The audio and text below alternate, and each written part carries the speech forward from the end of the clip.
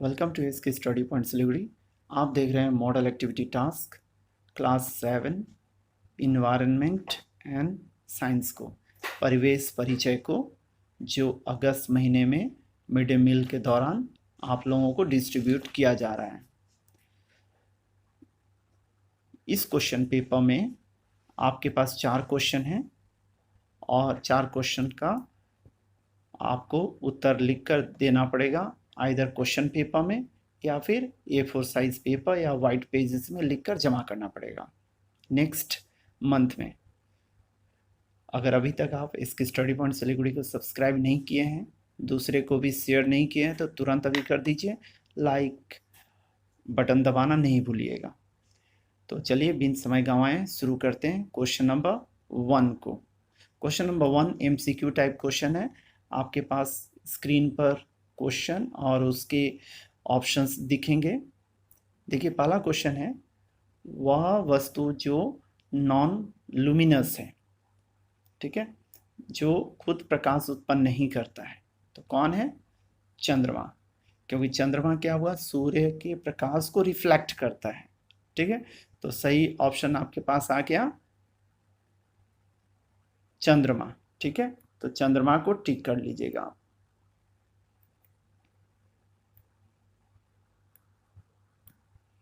Next आप देखिए, next question है, कौन सा जीवाश्म ईंधन नहीं है, ठीक है। इनमें से कौन सा जीवाश्म ईंधन नहीं है? तो कोयला, पेट्रोल, डीजल सब फॉसिल फ्यूल है ना, जीवाश्म ईंधन है। केवल गोबर ही है जो नहीं है, ठीक है। तो आपके पास सही उत्तर कौन सा हो जाएगा? गोबर, ठीक है। तो आगे बढ़ते हैं, देखिए नेक्स्ट ऑप्शन की ओर बढ़ते हैं।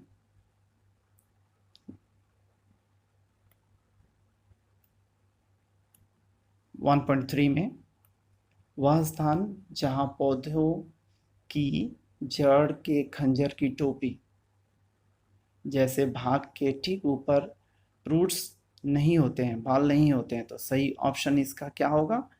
ध्यान से देखिएगा, ग्रोथ रीजन, ग्रोथ जोन, ठीक है, वर्धनशील क्षेत्र। तो पहला का ऑप्शन हो गया सी, दूसरा का हो गया डी और तीसरा का हो गया बी। नोट कर लीजिए और मार्क कर लीजिए अपने क्वेश्चन पेपर पे। नेक्स्ट देखिए, नेक्स्ट क्वेश्चन है फिल इन द ब्लैंक्स, जिसमें देखिएगा आपके पास ऑप्शन दिए गए हैं, खाली स्थान दिया गया, सॉरी। आपके पास क्वेश्चन नंबर 2 को देखिएगा। क्वेश्चन नंबर 2 में आपके पास दिया गया है फिल इन द ब्लैंक्स करना।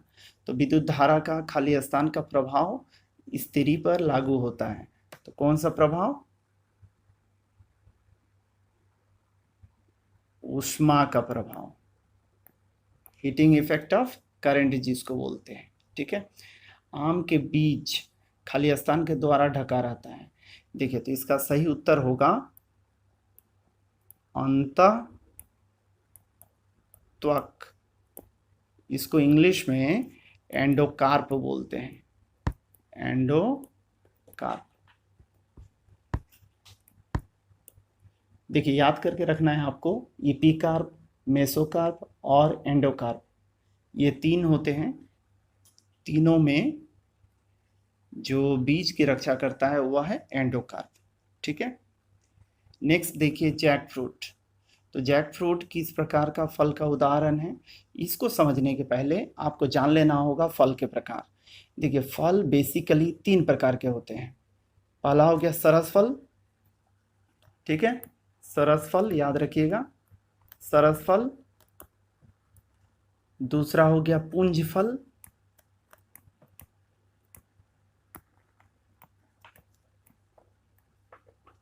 तीसरा हो गया संग्रथित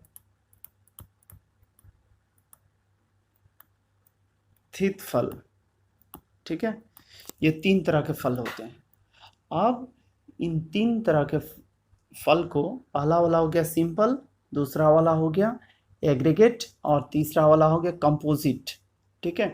तो कटहल जो हुआ वह होता है संग्रथित फल। तो जैक फ्रूट के लिए क्या ऑप्शन लिखना है आपको? संग्रथित फल लिखना है, कंपोजिट है। फिर कंपोजिट में भी आपको याद रखना है जो कटहल है वह सोरोसिस सोरोसिस प्रकार का फल है। तो आप इतना ही लिख लीजिएगा तो भी होगा, नहीं तो लिखना है सोरोसिस। अगर और बेहतर लिखना चाहते हैं तो सोरोसिस और उसके बाद में संग्रथित फल लिखिए। तो संग्रथित फल या कंपोजिट फ्रूट जो है, इंग्लिश में बोलते हैं कंपोजिट फ्रूट। तो कंपोजिट फ्रूट का ही एक टाइप है सोरोसिस और दूसरा है साइकोनस। ठीक है, तो कटहल हो गया, अनानास हो गया, सब सोरोसिस टाइप का कंपोजिट फ्रूट्स हैं। किंतु वही गुलर, अंजीर साइकोनस प्रकार के हो गए। तो आपको उतना डिटेल्स में नहीं जाना है, बस आपको याद रखना है कि इसमें क्या लिखिएगा, संग्रथित फल लिखिए या सोरोसिस संग्रथित फल लिखिए। ठीक है, सरस फल में आप जानते हैं क्या क्या आ जाते हैं, आम आ जाते हैं, खीरा आ जाता है, टमाटर आ जाता है, ये सब। ठीक है, या फिर आप गेहूं, मक्का ये सब को बोल सकते हैं, ये सब चले आते हैं किसमें, सरस में आते हैं। किंतु वही एग्रीगेट में जब बोलिएगा तो शरीफा, चंपा, कमल ये सब आएंगे आपके पुंज फल में। ठीक है, तो उम्मीद कर रहा हूँ आपको पूरा कंसेप्ट मिल गया होगा फ्रूट्स के टाइप्स के ऊपर में। चलिए आगे बढ़ते हैं, नेक्स्ट क्वेश्चन की ओर बढ़ेंगे अब और देखते हैं क्वेश्चन नंबर 3 को। इसमें दिया गया है, ध्यान से देखिएगा, इस बात का क्या प्रमाण है कि पृथ्वी स्वयं एक चुंबक है। ठीक है, पृथ्वी स्वयं एक चुंबक है, वह एक चुंबक की भांति व्यवहार करती है। इसके कई प्रमाण हैं। ठीक है, कई प्रमाण है, देख लीजिए। जब एक लोहे के छड़ को बहुत दिनों तक पृथ्वी के उत्तर दक्षिण दिशा में पृथ्वी के अंदर गाड़ दिया जाता है, ठीक है, तो पाया जाता है कि उस छड़ में हल्का सा चुंबकत्व निर्मित होता है। छड़ के ऊपरी सिरे में उत्तरी ध्रुव हो जाता है और दक्षिणी सिरे में दक्षिणी ध्रुव तैयार हो जाता है। ठीक है, इस चीज को आप याद करके रखिएगा। तो इस तरह से आप क्या बोलेंगे कि जो चुंबकत्व है वह उस मिट्टी में गाड़े हुए लोहे के टुकड़े में आ जा रहा है। ठीक है, तो यह डायग्राम दिखाया गया है। आप चाहें तो इस डायग्राम को बना सकते हैं, चाहे तो छोड़ सकते हैं, कोई दिक्कत नहीं है। इस क्वेश्चन के साथ कि बनाना ही है, ऐसी कोई बाइंडिंग्स नहीं है। आपको समझाने के लिए दिखाया गया है कि उत्तरी ध्रुव दक्षिणी ध्रुव में किस तरह से तैयार हो जाता है। ठीक है, आगे बढ़ते हैं नेक्स्ट क्वेश्चन नंबर को देखिए। और इस तरह से हम लोग बोल सकते हैं कि पृथ्वी स्वयं एक चुंबक की तरह व्यवहार करती है। ठीक है, नेक्स्ट क्वेश्चन देखिए 3.2, बहुत ही इंपॉर्टेंट क्वेश्चन है, इसको समझना बहुत जरूरी भी है आपको। और यह है आपका, पौधे में सेल्फ पॉलिनेशन किन तरीकों से हो सकता है। ठीक है, स्वपरागन। किसी भी पौधे के फूल का परागकण, देखिए पोलन ग्रेन, जब उस फूल के एक पौधे के दूसरे पौधे के गर्भकेसर के यहाँ पे आपको समझने के लिए नाम, अलग अलग नाम भी बता दिया है मैंने, ताकि आपको कन्फ्यूजन नहीं हो। गर्भकेसर को स्त्री केसर बोलते हैं, अंडब बोलते हैं, कार्पेल बोलते हैं। ठीक है, में पड़ता है। ठीक है, पोलन ग्रेन किस में गिर रहा है, गर्भकेसर में गिर रहा है, यह स्थानांतरित होता है, तब इस प्रक्रिया को पोलिनेशन कहते हैं। किस तरह का पोलिनेशन, सेल्फ पोलिनेशन कहते हैं। ठीक है, यही है सेल्फ पोलिनेशन। आपको परिभाषा लिख लेना चाहिए ताकि आपका आंसर जो होगा वो अच्छा आंसर कहलाएगा। इसलिए इसका डेफिनेशन पहले लिख लीजिए, सेल्फ पॉलिनेशन होता क्या है, उसके बाद में आप लिखना शुरू कीजिए। देखिए पौधे में जो सेल्फ पॉलिनेशन होता है वह निम्न तरीके से हो सकता है। कैसे कैसे हो सकता है, डायग्राम में देख लीजिए। आप चाहें तो इस डायग्राम को एग्जाम में बना सकते हैं या फिर इसको बना सकते हैं। यहाँ का जो 3 नंबर है इसको नहीं दिखाइएगा क्योंकि यह क्रॉस पॉलिनेशन को दिखा रहा है, इसलिए 1 नंबर 2 नंबर दो तरह से देखिए। सेम एक ही पौधा है, उसी में देखिए एक फूल दूसरे फूल में जा रहा है और यहाँ पे सेम फूल हो रहा है। ठीक है, इस जगह में देखिए और इस जगह में देखिए, दो अलग अलग फूल में देखिए ट्रांसफर हो रहा है पोलन ग्रेन्स। ठीक है, यहाँ पे एक ही फूल में हो रहा है, यहाँ पे अलग अलग फूल में हो रहा है। तो यही कंसेप्ट को आपको समझना है और किस तरह से पोलन ग्रेन का जो ट्रांसफ़र होना हो रहा है सेल्फ पोलिनेशन कहलाता है। देखिए क्या हो रहा है, आपको लिखना क्या है, इन 2 स्टेप्स को आप सही से लिख लीजिएगा, यही आपका कंप्लीट आंसर होगा। ये वाला पहला पॉइंट और ये हुआ दूसरा पॉइंट। जब एक फूल के एंथर्स के पोलन ग्रेन्स, ठीक है, परागकण उसी फूल के स्टिग्मा पर जमा हो जाते हैं, तो एक हो गया, एक तरह यह हुआ, और दूसरा तरह क्या हुआ, एंथर्स के परागकण, ठीक है, फूल के अंदर से पोलन ग्रेन या परागकण उसी फूल के दूसरे फूल के स्टिग्मा पर जमा हो जाते हैं। तो इस तरह से आप सेल्फ पोलिनेशन कराते हैं या करते हैं या देखते हैं, ठीक है। तो याद करके रखिए किस तरह से सेल्फ पोलिनेशन हो रहा है। तो यह 2 तरीका हुआ। नेक्स्ट क्वेश्चन देखते हैं। नेक्स्ट क्वेश्चन में दिया गया है डेंसर मीडियम से, मतलब सघन माध्यम से लाइटर या रेयर मीडियम, विरल माध्यम में, कहने का मतलब क्या है, जल मान लीजिए सघन हो गया और वायु हो गया विरल माध्यम में जब प्रकाश की किरण पास करती है तो अपवर्तन की स्थिति को आपको दिखाना है। तो देखिए जब प्रकाश की किरण सघन माध्यम से लेकर या होकर विरल माध्यम में प्रवेश करती है तो वह दोनों माध्यमों के वर्तक सतह या पृष्ठ, जहाँ पे ज्वाइनिंग एक दूसरे को टच कर रहे हैं या फिर ये अलग अलग माध्यम अलग हो जा रहा है, तो वर्तक सतह जिसको बोलते हैं, से अविलंब से दूर हट जाती है। इस चीज़ को समझ लीजिए। एक होता है अविलंब की ओर चलाना और दूसरा होता है अविलंब से दूर चला जाना, ठीक है, अविलंब की ओर चलाना और एक अविलंब से दूर चलाना।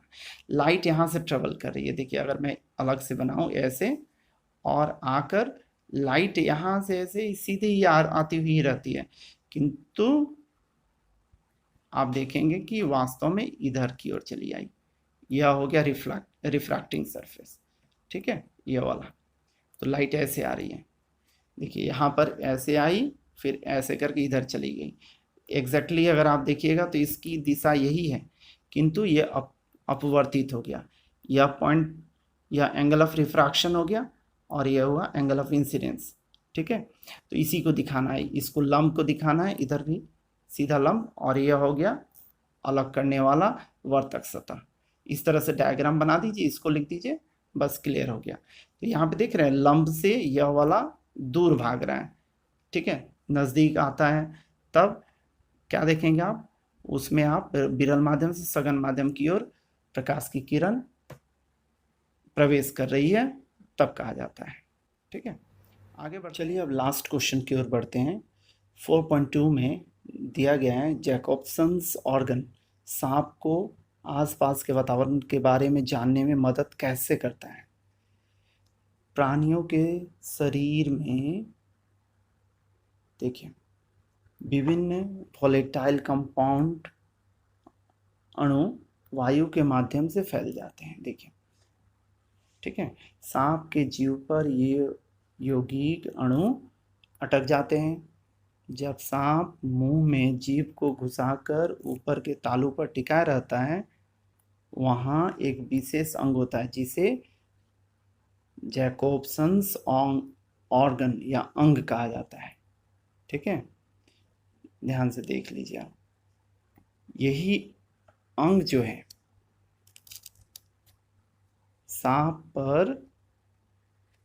सांप जब जीभ को वहां टिकाता है, देख लीजिए यहाँ, तब उस गंध का अणु मस्तिष्क में उद्दीपन की सृष्टि करता है, और अगर यह उद्दीपन की सृष्टि नहीं करेगा तो सांप को पता भी नहीं चलेगा, ठीक है। इस चीज़ को आप समझे रहिए, उद्दीपन की सृष्टि करता है जिससे सांप को चारों ओर के परिवेश के बारे में जान जाता है। तो यह हो गया आपका मॉडल एक्टिविटी टास्क अगस्त 2021 क्लास 7 का। Thank you very much for watching.